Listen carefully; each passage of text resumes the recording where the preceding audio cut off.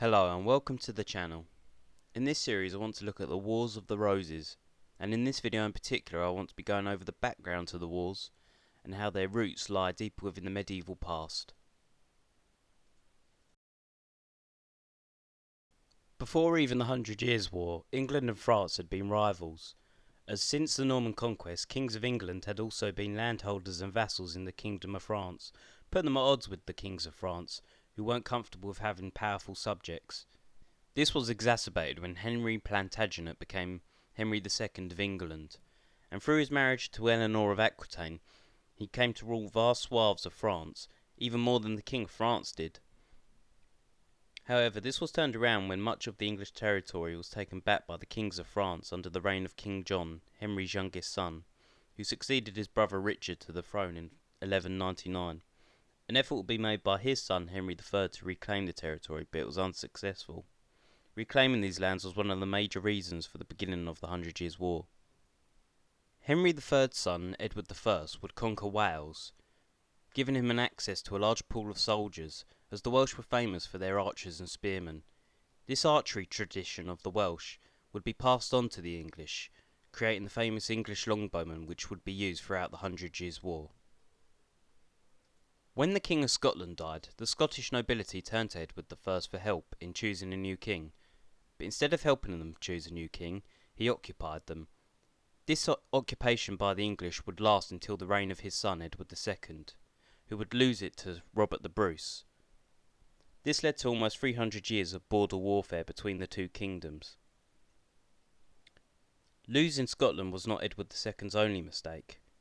His greatest mistake was giving privileges to his favourites, first Gaveston and then the Despensers. This would make him unpopular with the rest of his nobility, as well as with his queen Isabella, who, along with her lover, Roger Mortimer, would usurp the throne in the name of her son, Edward III. Edward II was quickly put to death shortly after. Isabella and her lover Roger Mortimer ruled between 1327 and 1330, until Edward III, in a coup, wrested control of the kingdom from them, having Mortimer executed and imprisoning his mother. Meanwhile, across the Channel in France, the Capetian dynasty had finally come to an end after the death of Charles IV in 1328. After him succeeded the first Valois king, Philip, known as Philip VI. Isabella, who had been sister of the previous king, objected to this in favour of her son Edward III, but was unsuccessful due to French Salic law, which forbade inheritance through the female line. Initially, Edward III recognised Philip as king, and even did homage for his lands in Aquitaine. However, disagreement over the inheritance of the French crown would bubble under the surface after Edward came into his own.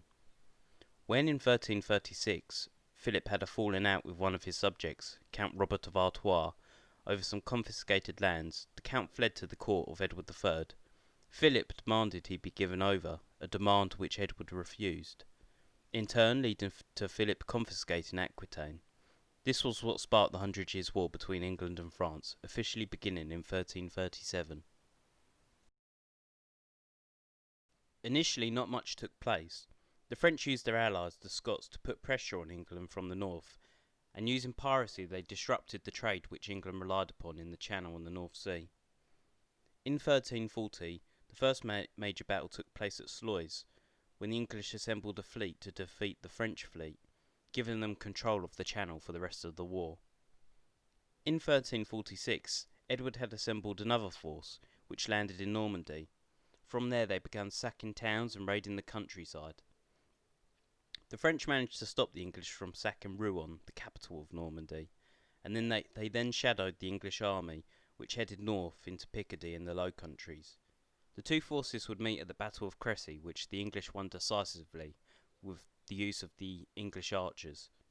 The English would then make their way on to Calais, which they sieged and captured, giving them a foothold on the continent.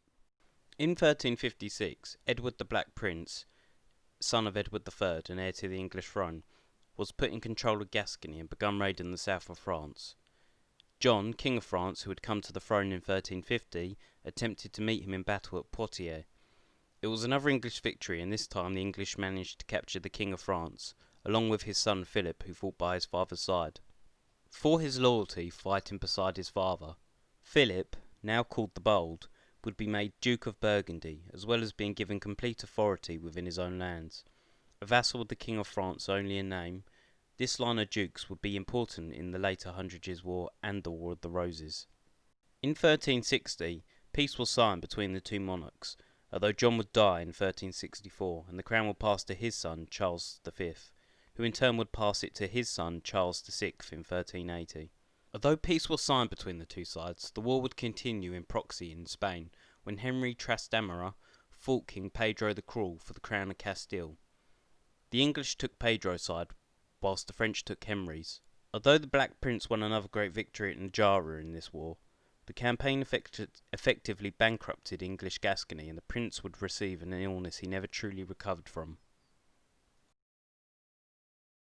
By the 1370s, the war had become one of attrition. Both King Edward III and the Black Prince were now both ill with age and disease, unable to lead the war or do much else, and Queen Philippa, Edward's wife, had died in 1369. Much of the political power was now held by King Edward's other son, John of Gaunt, Duke of Lancaster. He had become Duke of Lancaster when he married Blanche of Lancaster, daughter of Henry Grosmont, in 1362.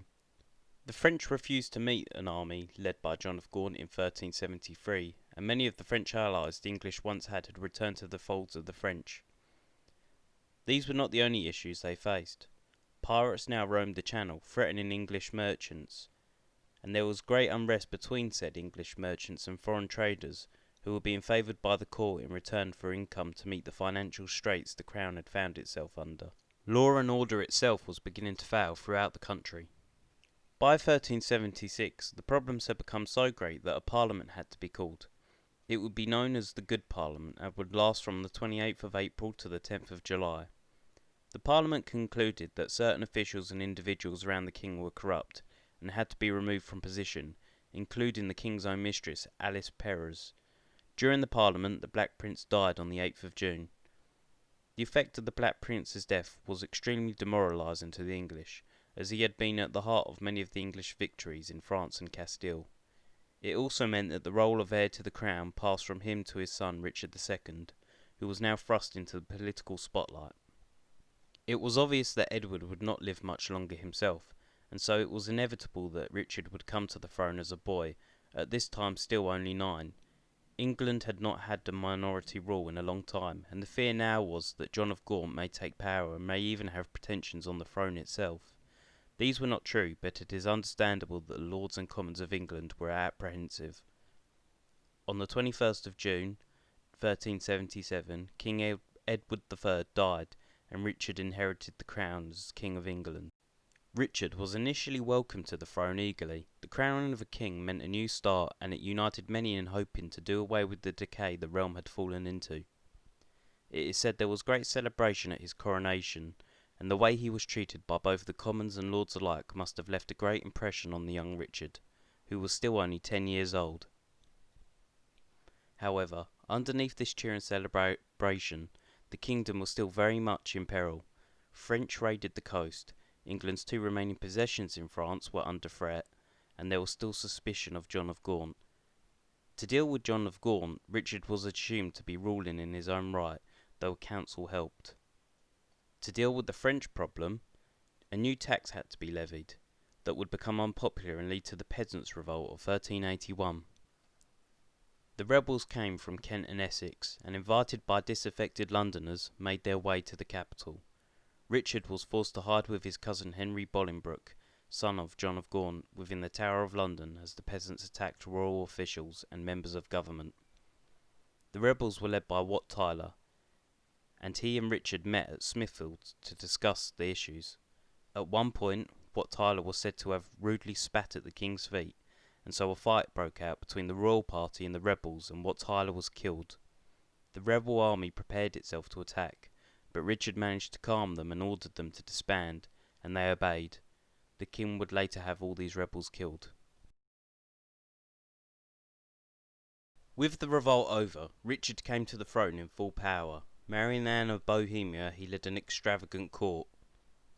During this time, he also brought new faces to the court, such as the De la Poles, John Beauchamp, and Robert de Vere.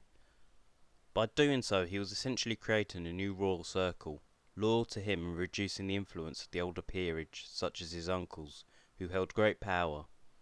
This sowed division amongst the nobles and political class. To put on a show of military force, Richard led a campaign into Scotland. However, the Scots refused to give battle and the campaign turned into a disaster. This was the final straw for the political divisions that had been growing in England. When de la Pole, now Earl of Suffolk, announced Richard's intentions to continue the war in France, Parliament erupted and they requested the King's attendance.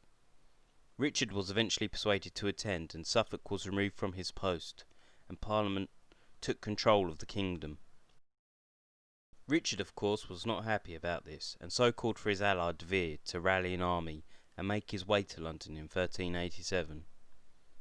De Vere led an army of Cheshire men, Richard's own personal retainers, and they were defeated by the Lords Appellant, made up of the great magnates, the Duke of Gloucester, the Earls of Arundel and Warwick, Nottingham, and finally Derby, Henry Bolingbroke, John of Gaunt's son.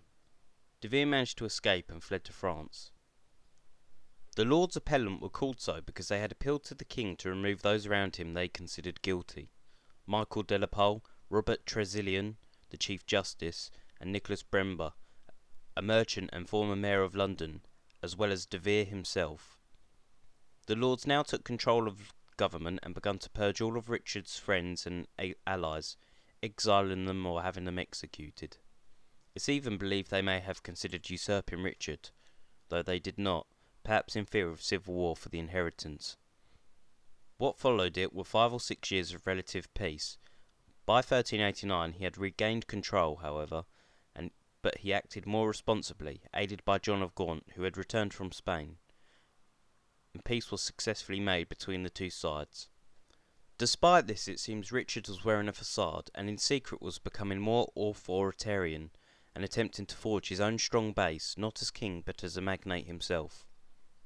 The army he was creating wore his own personal badge, the White Hart, loyal directly to him.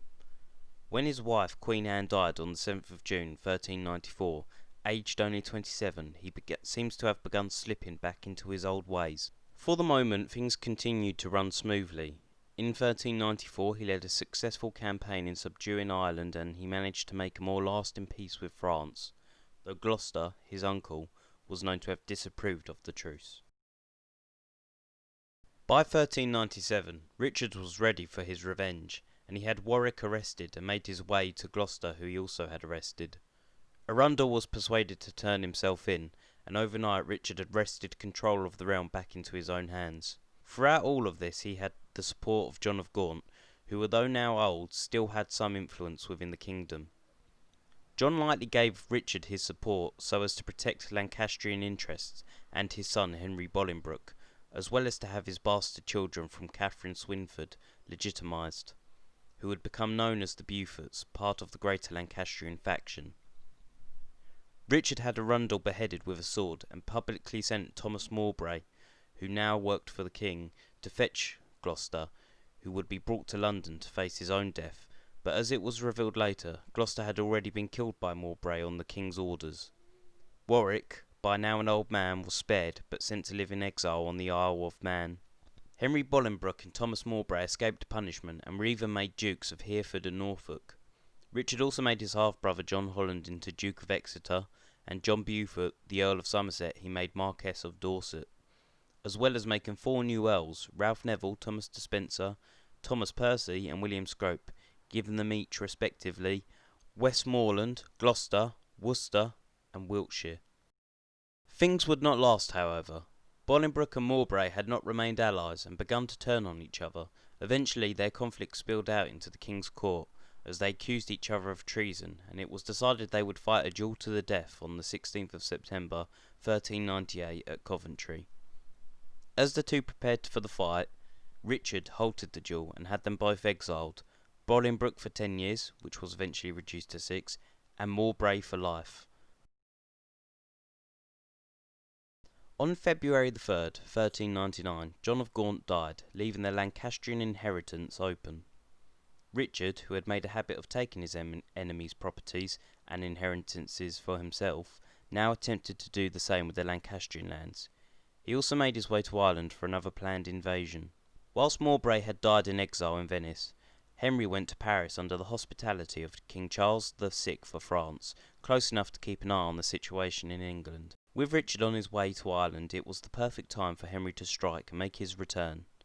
With support from the Nevilles and Percys, who had become disaffected with Richard, he landed at Ravenspur, where he was met by many knights and soldiers, including Harry Hotspur Percy, a famed knight. Richard returned from Ireland and attempted to raise armies in support of himself, but was continuously unsuccessful, whilst more and more flocked to Henry's banners. Richard fled and took refuge at Conway Castle, but he was eventually taken into custody and brought before Henry. Richard was deposed, and Henry was crowned on the 13th of October 1399. Richard would be dead sometime within the next 4 months. With his disposition and death, Plantagenet rule ended and Lancastrian rule begun. We'll continue in the next video with the initial success and eventual failure of the Lancastrian regime and other influences that started the War of the Roses.